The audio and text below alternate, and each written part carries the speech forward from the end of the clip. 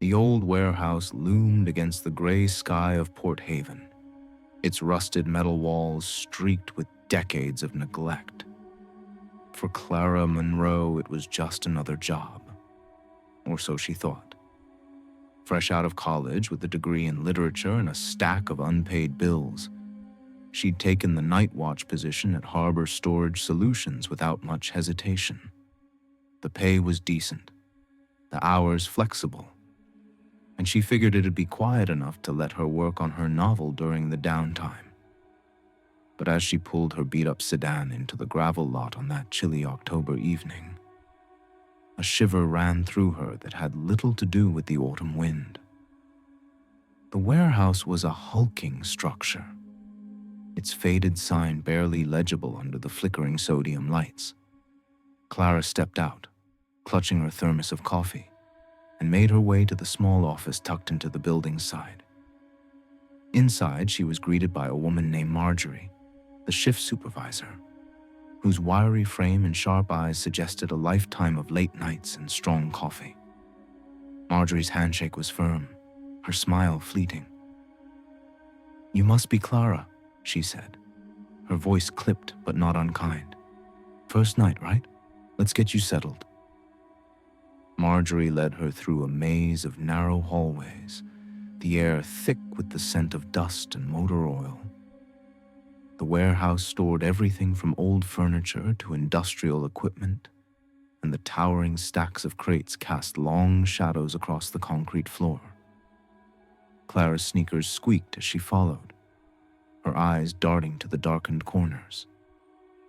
"You'll be on your own tonight," Marjorie said, handing her a heavy flashlight and a ring of keys. "Just do your rounds every couple of hours, check the locks, make sure the alarms are set, and keep an eye on the cameras. Most nights it's dead quiet. But if anything feels off, page me. Number's on the desk." Clara nodded, trying to mask her nerves. "Anything I should watch out for?" Marjorie paused, her fingers lingering on the clipboard she carried. "Just stay sharp. Some of the older sections of the warehouse, they've got a history. Nothing to worry about, but don't linger too long in the back stacks. And if you hear anything strange, it's probably just the building settling. Old places like this, they groan." Clara forced a smile. "Got it. Thanks." Marjorie gave her a long look and then turned to leave. "Good luck, kid. I'll see you at shift change." The door clicked shut, leaving Clara alone in the office. She glanced at the security monitors, their grainy feeds showing empty aisles and locked doors. The silence was oppressive, broken only by the hum of the fluorescent lights overhead. She set her thermos on the desk, pulled out her notebook, and tried to focus on her writing. But the words wouldn't come. The warehouse felt alive in a way she couldn't explain, like it was watching her. By 11 p.m., Clara decided to make her first round. The flashlight's beam cut through the dimness as she stepped into the main storage area. The aisles stretched endlessly, each one flanked by crates and tarped machinery. The air was cooler here, carrying a faint metallic tang. She checked the locks on the exterior doors, her footsteps echoing in the vast space. Everything seemed in order, but the quiet was unnerving. She couldn't shake the feeling that she wasn't alone. At the far end of the warehouse, she reached Section C, a maze of older, dust-covered crates that Marjorie had mentioned. The air here was heavier, the shadows deeper. Clara's flashlight flickered, and she tapped it against her palm, muttering under her breath. The beam steadied, illuminating a narrow aisle lined with wooden crates, their labels faded to illegibility. She paused, her ears straining for any sound. There was nothing but the distant drip of a leaky pipe. Then, a faint rustle. Clara froze, her heart thudding. She swung the flashlight toward the sound, but the aisle was empty. "Just the building," she whispered, echoing Marjorie's words.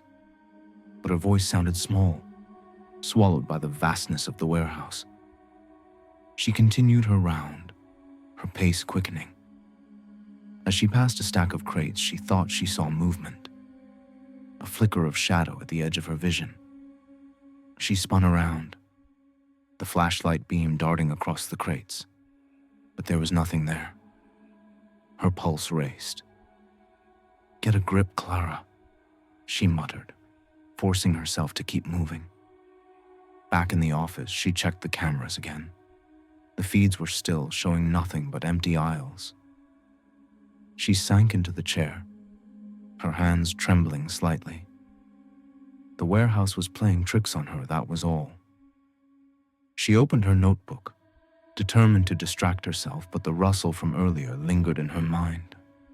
It hadn't sounded like the building settling. It had sounded deliberate. By 1 a.m., Clara was on her second round, her nerves frayed but her resolve intact. She'd decided to avoid Section C this time, sticking to the main aisles. But as she passed the entrance to the older section, she heard it again. A rustle, followed by a low murmur. It was faint, almost like a whisper, but it was unmistakable. Someone was in the warehouse. Clara's grip tightened on the flashlight. "Hello?" she called, her voice echoing. No response. She hesitated, torn between investigating and retreating to the office. Marjorie's warning about the backstacks echoed in her mind, but so did her own stubborn curiosity. She took a cautious step into Section C, the beam of her flashlight sweeping the aisle. The murmur came again, clearer now.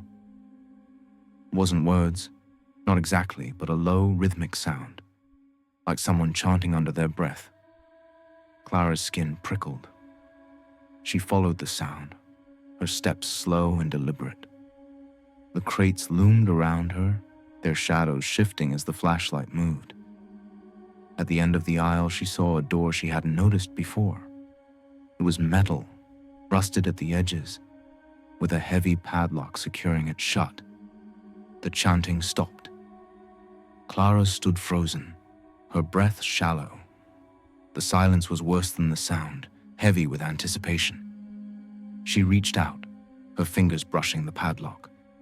It was cold, the metal biting into her skin. She tugged at it, testing its strength, but it didn't budge. Whatever was behind that door was locked away for a reason. Then a voice. "You shouldn't be here." Clara spun around, her flashlight beam slashing through the darkness. The aisle was empty, but the voice had been close. Too close. It was low, gravelly, and distinctly male. Her heart pounded as she backed away from the door, her eyes scanning the shadows. "Who's there?"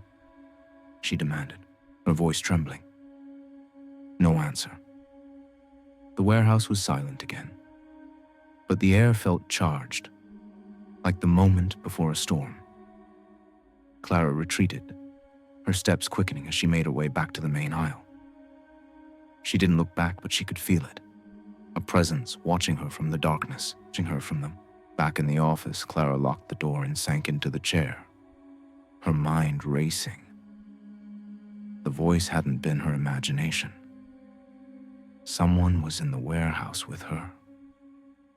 She checked the cameras again, her eyes flicking between the screens.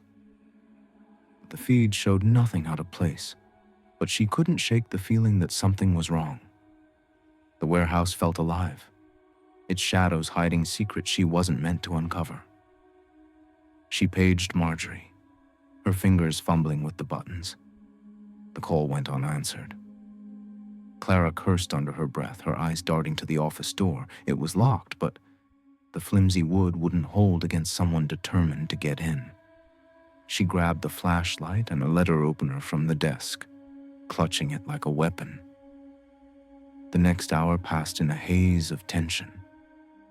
Every creak of the building, every flicker of the lights, sent her heart racing. She tried to focus on the cameras, but the grainy feeds only heightened her unease. At one point, she thought she saw a shadow move across the screen, but when she rewound the footage, there was nothing there. By 3 a.m., Clara couldn't sit still any longer. She needed to know what was happening. She unlocked the office door and stepped back into the warehouse, her flashlight cutting through the darkness. She avoided Section C, sticking to the main aisles, but the feeling of being watched grew stronger with every step. The air was thick, oppressive, like it was pressing down on her. As she reached the loading dock, she heard it again, the low murmur now accompanied by a faint tapping. It was coming from the far end of the warehouse, near the locked door. Clara's instinct screamed at her to run, but her curiosity pulled her forward. She had to know what was behind that door, what was making those sounds. The metal door loomed ahead, its rusted surface glinting in the flashlight's beam. The padlock hung heavy, its surface pitted with age. Clara's hand trembled as she reached for it, her fingers brushing the cold metal. The tapping stopped, replaced by a low groan that seemed to come from the other side of the door. "Who's there?" she called, her voice barely above a whisper. No answer, but the groan came again, louder this time. It wasn't human. Not entirely. It was a sound that sent a chill down her spine, primal and wrong. Clara stepped back, her mind racing. She should leave, call the police, anything but stay here. But before she could move, the padlock clicked. The sound was sharp, unmistakable, like a key turning in a lock. The door creaked open an inch, revealing a sliver of darkness beyond. Clara's breath caught in her throat. She raised the flashlight, her hand shaking so badly the beam danced across the door. "Stay back!" she shouted, clutching the letter opener. The door didn't move further, but the groaning grew louder, accompanied by a faint scraping, like something heavy being dragged across the floor. She backed away, her eyes fixed on the door. The shadows seemed to shift, coalescing into a shape she couldn't quite make out. It was tall, humanoid, but wrong. Its edges blurred like it was made of smoke. Clara's heart pounded as she stumbled backward, tripping over a crate. The flashlight fell from her hand, its beam spinning wildly across the aisle. The shape moved closer, its form flickering in the dim light. Clara scrambled to her feet, grabbing the flashlight and sprinting toward the office. The groaning followed her, echoing through the warehouse, joined by the sound of footsteps. Slow, deliberate, and gaining on her. Clara reached the office and slammed the door shut, locking it with trembling hands. Her breath came in ragged gasps as she backed away, her eyes fixed on the door. The footsteps stopped, but the groaning continued, low and insistent like a predator circling its prey. She grabbed her phone and dialed Marjorie again. This time the call connected. "Clara?" Marjorie's voice was tense. "What's wrong?" "There's something in the warehouse," Clara whispered, her voice shaking. "A voice, a thing. It's by the locked door in Section C." Marjorie was silent for a moment. "Stay in the office," she said finally. Don't go back out there. I'm on my way." Clara hung up, her eyes darting to the security monitors. The feed from Section C was blank, the screen filled with static. Her stomach twisted as she realized the camera had been tampered with. Whatever was out there didn't want to be seen. The groaning stopped, replaced by a soft knock on the office door. Clara froze, her heart in her throat. The knock came again, slow and deliberate, like someone testing her resolve. She clutched the letter opener, her eyes fixed on the door. "Go away," she shouted, her voice cracking.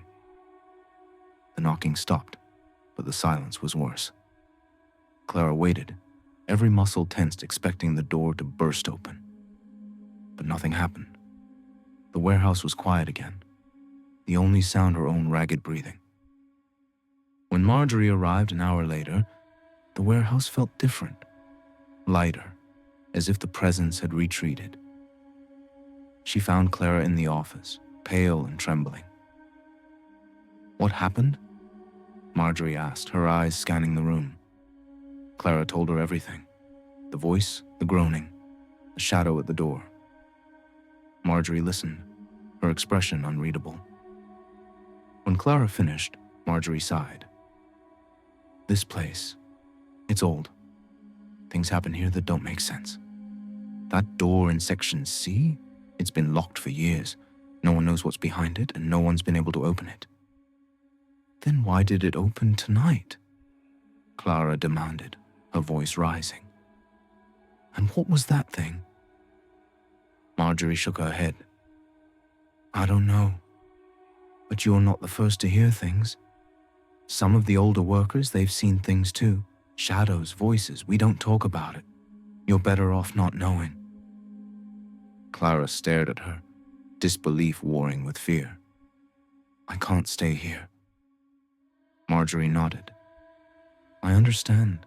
I'll handle the paperwork. Just don't tell anyone what you saw. It's better that way." Clara quit that morning, her resignation letter brief and vague. She never returned to the warehouse, but the experience stayed with her. The memory of the voice, the shadow, the door that opened on its own. It haunted her dreams, creeping into the quiet moments when she was alone. A few weeks later, she heard through a friend that Harbor Storage Solutions had shut down. The official story was financial trouble, but rumors swirled about strange incidents, workers quitting without explanation. Clara didn't ask for details. She didn't want to know. But sometimes, late at night, she'd wake with a start, the sound of that low groan echoing in her mind. She'd check the locks on her apartment door, her heart racing, half expecting to see that shadowy figure standing in the corner.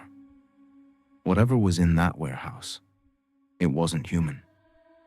And Clara couldn't shake the feeling that it had seen her, marked her, and was waiting for her to return.